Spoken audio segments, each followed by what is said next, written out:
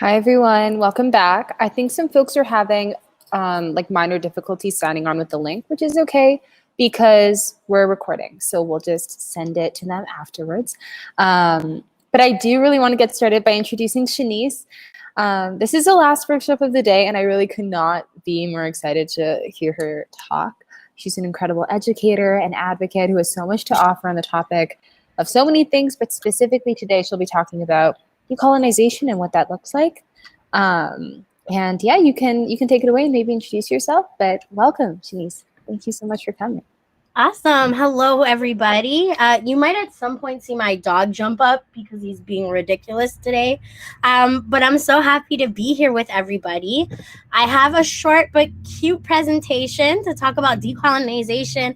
What is it? So I'm going to share my screen. Just a sec. Okay, there we go. So decolonization, an introduction to decolonization with me, Shanese Anne Steele. What is decolonization? We're going to get into it. I have some really cute videos to show, which I'm super excited about. And then we'll have some time for questions at the end if folks want to ask them. But yeah. Let me get to the next slide. So I'm going to introduce myself first in my language, and then I'll translate it for you all, talk a bit about my positionality. So anim bojo buju shnis indishnakas and dobo to go nishna bemnang jijak and dodem. Nishnabe Makade Kwe, Toronto Dunjiba, Meanwhile Nabising Dunjiba, Debenjamin Nakuya, Mississauga, Potawatomi. So hello everybody, my name is Shanese Steele. I am Afro-Indigenous. I'm part of the Crane clan. My Anishinaabe name is Ndobo, which means to carry the ceremony. My dad is Black from Trinidad, but roots in Carriacou, Grenada. And then my mom is Métis and Nabising or Nipissing. And so my community's been in the same place for over 33,000 years. So we've been protectors, of the North Bay waterways for 33,000 years. And so that's really important to me. I was raised in Adopakong, or what folks know as North York, Toronto. Adopakong means the place of many trees. And the word might sound familiar because you might have heard of Etobicoke. And the word Etobicoke actually comes from Adopakong. And my grandmother actually grew up in Toronto at a time where North York was still filled with trees and farmland. And so it's changed a lot from her. And so I grew up with stories hearing about how the area I grew up in had stories of people connecting to the land and still hunting and farming. And so it's been interesting to grow up in a city that no longer looks like that. I am right now on the traditional territory of the Potawatomi people here in Decatur, Illinois. I'm visiting my partner in the United States. And when I say that I'm acknowledging the territory I'm on, it's important for me to also acknowledge my connection to it and how I found ways to connect to the land. When I first arrived here, I didn't see any representation of Anishinaabe people, of Potawatomi people. There, you see my dog trying to climb up on the door. But yeah, I didn't see any Potawatomi people here, any representation of that. And so it was kind of hard for me to connect to the land. As an Indigenous person, I think there's this assumption that when we walk into a space, we're like, nature. But it takes us time to connect as well. And so over the last few months, I've been finding ways to connect to the land. And recently I was out on a walk and I saw these little red berries everywhere and I couldn't figure out what they were. And then I ended up asking a friend who knows a lot about plant life, and he had shared, he goes, "You're a bad Anishinaabe. How did you not know those are wild strawberries?" And in that moment, that allowed me to connect with Anishinaabe people, with Potawatomi people. Strawberries play such a huge role in my community when it comes to ceremony, when it comes to connection to land, to connection to each other, the stories of the word. And so in that moment, I was really able to connect to the land in a way that I hadn't before. And so it's just important when we talk about land acknowledgements to really think about the ways in which you connect to the land. That's a part of decolonizing, right? Is really looking at the land that you're on and thinking to yourself, how do I connect to it? How do I connect to the people that are here? And really thinking about that. See if we'll go to the next slide. Here we go. So, what is colonization? So, before we can get into decolonizing, we really have to understand and unpack what colonization is and what it can look like, right? I can sit here and say, let's decolonize, but if you don't understand colonization and the concept of it, then it's really hard to even start to think about what decolonizing even looks like. What does that even mean? So colonization is the action or process of settling among and establishing control over indigenous people of an area. And it is also the action of appropriating a place or domain for one's own use, right? And so we saw that happen with North America. We saw settlers arrive here. We saw them appropriate land, place. We saw them establish control over indigenous people through falsehoods like treaties, right? So indigenous nations were signing treaties. They were agreeing to wampums, this idea that we were supposed to share the land together, right? I don't know if folks have heard of the two-row wampum, but the two-row wampum is a wampum that was created by the Haudenosaunee and the Dutch in what is now Niagara Falls. And during that time, that wampum, which if folks have seen it, is 2 lines of white and 2 lines of purple. And those lines represent rivers and boats. And the idea is that indigenous people are in one boat or one canoe, while settlers or arrivants on these lands are in another boat. And we're going along the river together and never interrupting each other, right? And that is really the idea of nation-to-nation solidarity that indigenous people had prior to full-on colonization. And so I'm going to play this little video for you. It's one of my absolute favorites. It's called Barbecue Area, and it actually turns colonization on its head a little bit. So it's going to show you what colonization looks like. But for me, the reason why I really love this video is because it talks about colonization if indigenous people were to do it.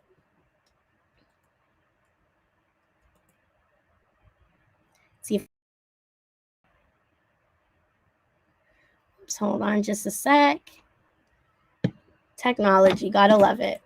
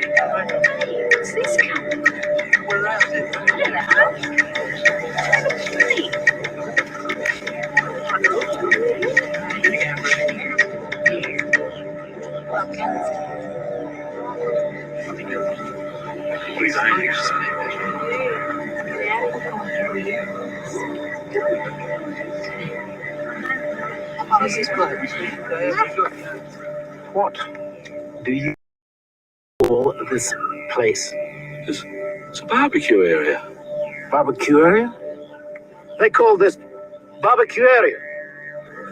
Nice native name. Colourful. I like it.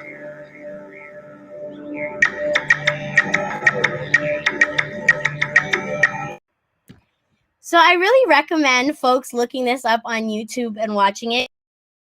Hilarious 30-minute long mini by Aboriginal folks in Australia that really looks at what colonization would look like if it had have been Indigenous people colonizing the land, right? And so it's a satire, and it really shows the ridiculousness of how colonization has, played out, and the way in which settlers talk about Indigenous people, specifically in Australia, but something that you can apply globally.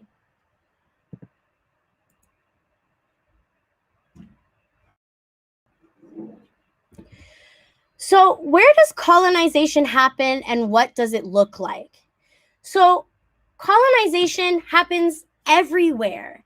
I know there's this idea that, colonization is something that happens only in North America, but it does happen globally. It happens, in the continent of Africa. It happens on Turtle Island. It happens in Australia, like we just saw.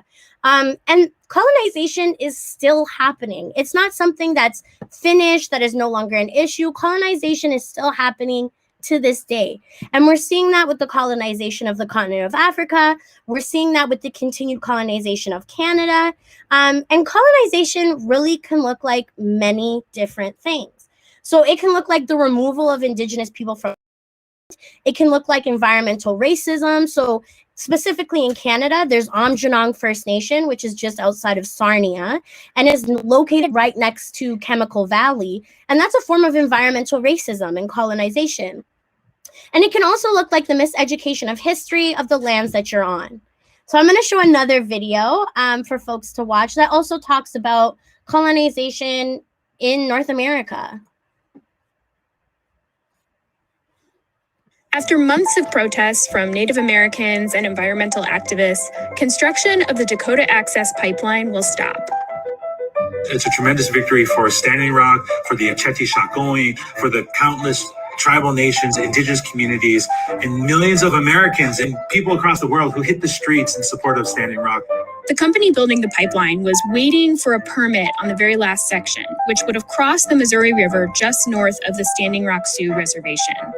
Instead of granting the permit, the U.S. Army Corps of Engineers says it will find an alternate route for the pipeline. For months, Native Americans and environmental activists have protested, arguing the pipeline poses an environmental hazard. The Missouri River is the only water supply for the Standing Rock Sioux tribe. That gets contaminated.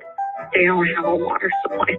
The company building the pipeline says it would be safer than sending oil via trucks or trains. This pipeline is being built to safety standards that far exceed what the government requires us to do. With the increase in U.S. oil production, oil pipeline leaks are up 60% since 2009.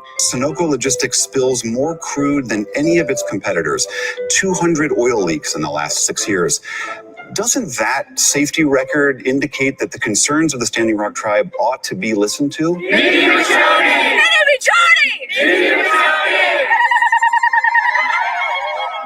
The tribe also claimed construction had already disrupted some of their sacred sites and burial grounds. We have a sworn declaration from one of the tribe's cultural experts that describes some of these sites, multiple grave sites and burials. We put all that in front of the court, and the next morning it was gone. They took that information and bulldozed the entire site.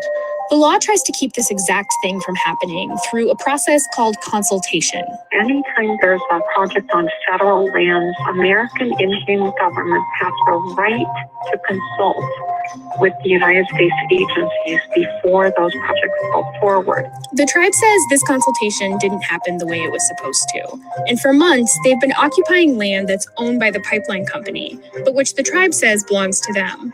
And so this is a prime example of how colonization and environmental racism takes place and is currently taking place today, right? So like I said, colonization is still an ongoing issue. The Dakota Access Pipeline was a great example of that, of government, of companies choosing to colonize the land.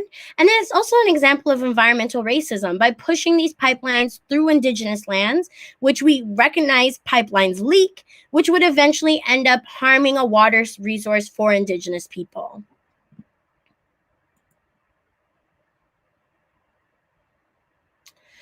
So what is decolonization? Decolonization is the action of removing or dismantling systems and oppressions created by and through the colonization of indigenous peoples. And when I say indigenous peoples, I'm talking globally. I'm not just talking about North America, but I'm really talking about the way in which folks have been colonized all over the world and the way in which people are choosing to decolonize by removing a lot of these systems. Decolonization is about cultural psychology and economic freedom for indigenous people with the goal of achieving indigenous sovereignty, right? And the right and ability of indigenous people to practice self-determination over their land, cultures, and political economic systems. So we see things like UNDRIP, right, which was created by the United Nations. And it was really about indigenous people being able to exhibit sovereignty, indigenous sovereignty of their own lands, of their own culture, of their own language, and of their own cultural practices. And it's really important to think about that, about what decolonization means on a larger scale, right? And even sometimes on a minimal scale. I think folks think of decolonization as completely dismantling the system, which yes, it is. But decolonization also starts from within on smaller levels. I'm going to play this really beautiful spoken word poem by two Indigenous Hawaiians talking about the way in which they're decolonizing language.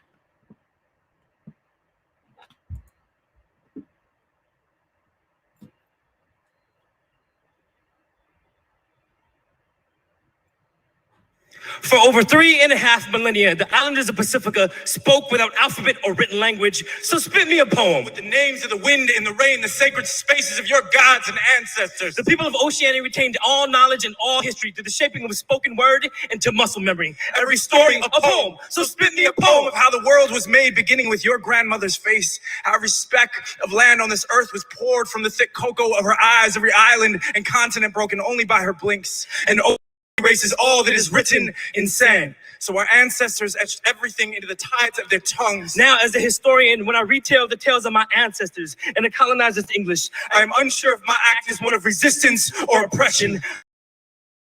My tongue, doing amputee, feels the itch of a dismembered limb. It aches when I say my own middle name. Ka'ulula'au. Nu'utupu. I was born with the pride of my history, but no knowledge of my language. Speaking with the pride of a skin I lived with, but not in. Imagine the entire knowledge of the world ended with what you could remember. In ancient Polynesia, children with the best memory skills were chosen to be the culture keepers, storytellers, handpicked to be poets, weaving today's events into yesterday's lore, practicing immortality in breath, adding generations to the genealogies until foreign diseases interrupted entire bloodlines with death. Just over 100 years of nearly 90% of our native population was dead and our language was banned. Only 1 in 10 survived. So a knowledgeable person's death was the same as the library burning down. Today, we are still sifting through the ashes of a culture once deemed illegal. We are the descendants of the 10% who learned to speak in smoke. I sometimes still see my tongue as just a colonizer's shovel. With most words, I am unsure if I am burying my ancestors or digging them up. So spit me a poem about rebirth and redefining home. About the ways your forefathers died and the ways that you have grown. Though we do not sound like our ancestors, we still practice their traditions. Our bones still remember their stories. I cannot escape the colonization any more than I can escape their near extinction. So my own personal culture must be more than language, it is practice. So I will spit you a poem without alphabet or written language, weaving today's events into yesterday's lore. I'll spit you a poem with all the knowledge of the world, ending with what I can remember and more. I will teach 100 years of colonizers that our language is the most dangerous weapon you can give to a bloodline of storytellers, culture keepers, with a responsibility to speak, no matter the split tongue. So spit me a poem about the ways you learn to mourn and love, and I will call your mouth home. Spit me a poem, more rope than stone, and I will weave your story into the library born within these bones. That our stories will never have to die. So our stories will never have to live alone.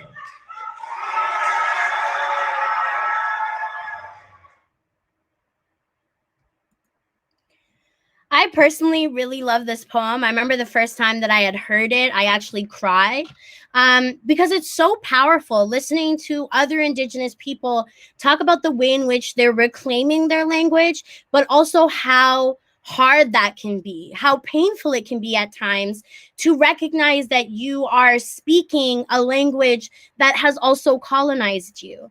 And so this is what decolonizing feels like for a lot of people, and it might be what it feels like for you, that it might be hard, that while you might be finding joy in reconnecting to community, to language, to people, that you might also have some points where you are feeling sad, where you are feeling the weight of the loss of culture, right? But decolonization is so important because it allows you to reconnect to community, reconnect to self.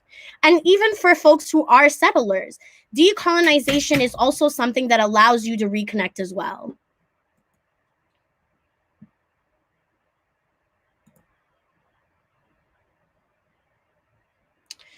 So how are Indigenous people decolonizing? Indigenous people are decolonizing every single day, and they're finding different, unique ways to decolonize themselves and the places around them.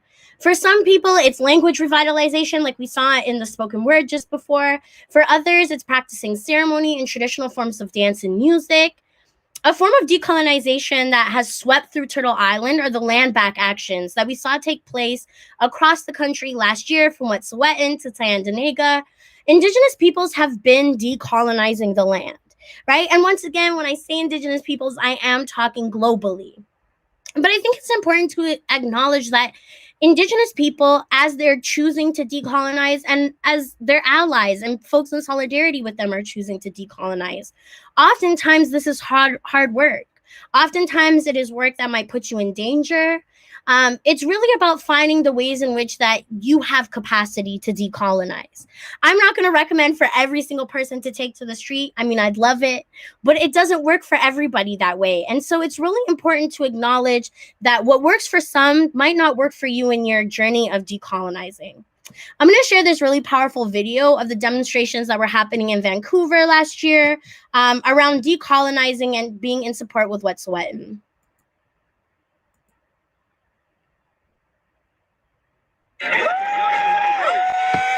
Another day, another demonstration, but this time, arrests.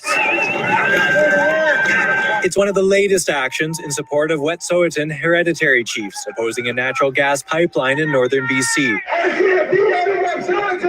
Demonstrators set out yesterday afternoon, slowly marching through Vancouver's downtown east side. When they arrived at Hastings Street and Clark Drive, they fanned out, blocking the major intersection in every direction. The demonstrators knew they were violating an injunction ordered by the BC Supreme Court, but blocked one of the Port of Vancouver gates through the night, all part of a nationwide protest movement, paying tribute to anti-pipeline action in BC's north. A lot of the people who have been up at the camps are people I grew up with or families that I'm related to, and the more that the arrests happen, the more disheartening it is. And I think it's really frustrating because it really does show the colors of what this conversation is for Canada, and they just want it to be silent. But early this afternoon, the blockade's time ran out. Dozens of Vancouver police officers arrived at the intersection. You can't even look at me because you're ashamed. Port security handed out copies of the February 9th injunction order. So what this video, I think, for me shows, it shows the resilience of Indigenous people in their attempt to decolonize. And land back is a form of decolonization, right? It's about allowing Indigenous people to reconnect back to the land, reconnect back to their traditional territory, and allow for others to really think about the ways in which Canada has removed Indigenous people from the lands that they've been on for thousands of years. Like I had said at the beginning, my community's been in the same place for 33,000 years. And so being removed from that land is hard, right? And it's important to acknowledge that land back is a true form of decolonization.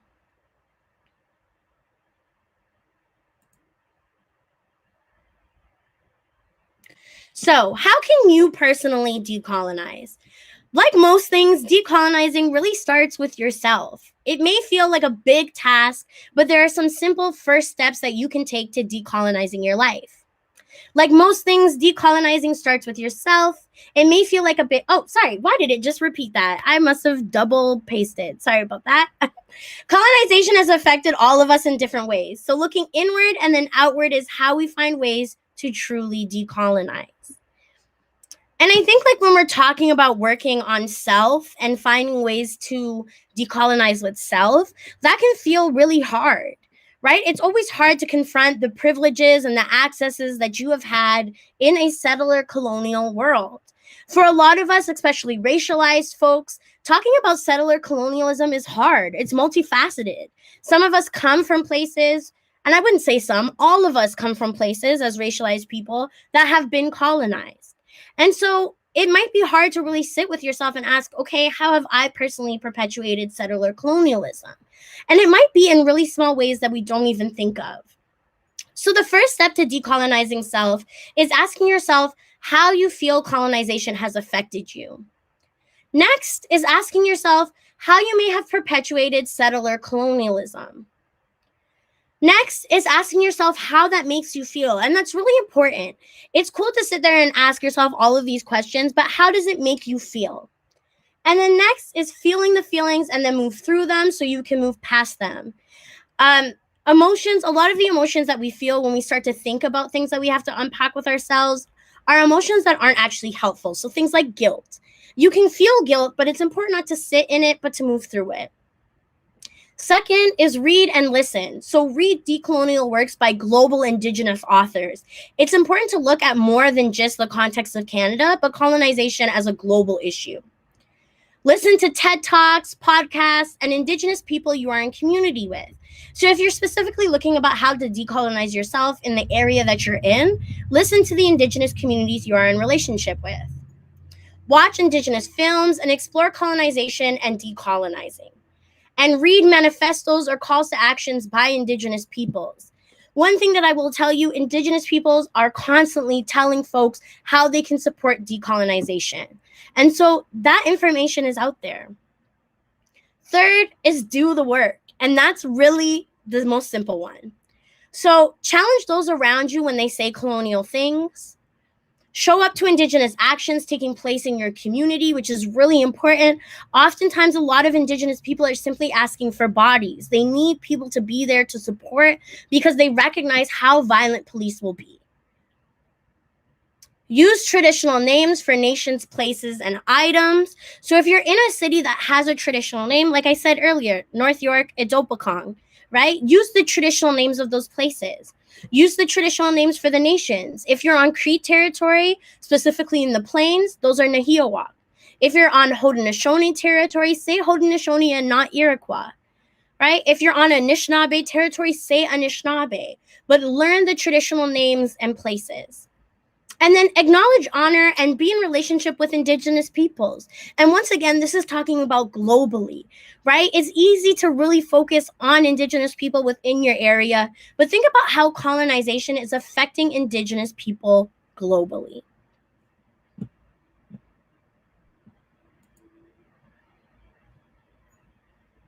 So that's the end of my presentation. If folks have any questions, you can put it in the chat. If you don't have any questions or you're live streaming this, feel free to reach out to me via email, which is shaniceanne@gmail.com. You can reach out to me on my website, which is shaniceanne.ca, or you can follow me on Instagram or Twitter, which is all pretty much the same handles except for my Twitter, which is Gagi Bakwe. But I just want to say thank you very much, Chimigwich, to everyone who listened in on this conversation, who was here to witness me today and talking about decolonizing. And I hope that we're all finding ways to decolonize ourselves and each other. So Chimigwich.